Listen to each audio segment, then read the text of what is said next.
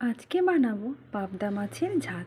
তো মশলাটা প্রথমেই করে নিচ্ছি বন্ধুরা। তো মশলার মধ্যে আছে কিছু কাজু বাদাম নিয়েছি, কালো সর্ষে নিয়েছি আর পোস্ত নিয়েছি বন্ধুরা, আর সঙ্গে একটু কাঁচা লঙ্কা আর একটু আদা কুচি নেব। ব্যাস, এই মশলাটা আমি পাবদা মাছের ঝালে দেব। আর এখানে মাছগুলোর মধ্যে লবণ মাখিয়ে রেখেছি, এর মধ্যে সর্ষের তেল আর হলুদ মাখিয়ে ভেজে নেব।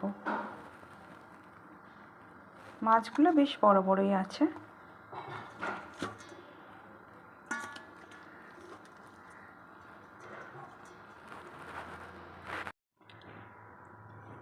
ভালো করে সর্ষের তেল আর হলুদ মাখিয়ে নিচ্ছি বন্ধুরা।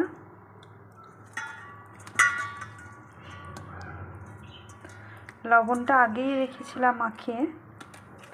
আর এদিকে তেল গরম করতে দিয়ে দিয়েছি, সর্ষের তেল আমার গরম হয়ে এসেছে, ওই যে ভাপ উঠছে। তো একে একে মাছগুলো আমি দিয়ে দেব।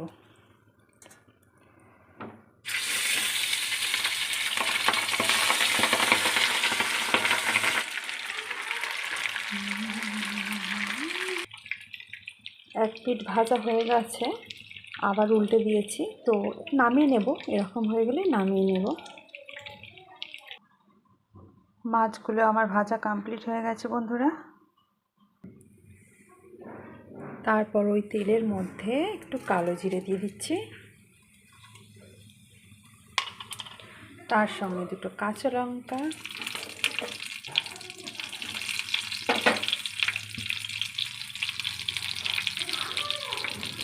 টমেটো পেস্ট দিয়ে দিলাম।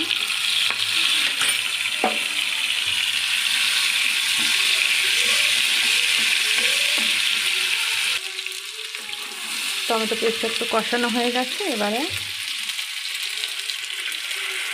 এই যে মশলাটা করেছিলাম, সর্ষে, পোস্ত, কাজু বাদাম আর কাঁচা লঙ্কা, আদা, এটা একটু হালকা করে কষিয়ে নেব, বেশি কষাবো না। এর মধ্যে একটু লবণ, অল্প একটু চিনি দেব আর লঙ্কা হলুদ দেব। পরিমাণ মতো মশলাগুলো দিয়েছি, দিয়ে অল্প একটু কষিয়ে নিয়ে আর জল দিয়ে দেব।